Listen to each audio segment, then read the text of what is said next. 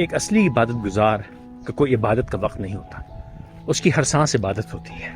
اور ایک عبادت یہ بھی ہے کہ آپ نے اپنے ذمے جو کام اٹھایا ہے، جو ذمہ داری لی ہے، اس کو اپنی صلاحیت کے عین مطابق پورا کرنا، بلکہ نہ صرف صلاحیت کے مطابق بلکہ اپنی صلاحیت سے ہزاروں گنا بڑھ کے کرنا۔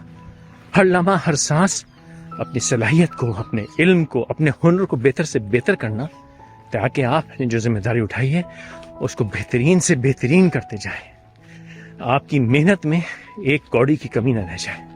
اور اس کے بعد عین عبادت کا حصہ یہ بھی ہے کہ اگر محنت پھل لائے اور کامیابی مل جائے، اس پہ اترائیں نہ، اللہ کا شکر کریں۔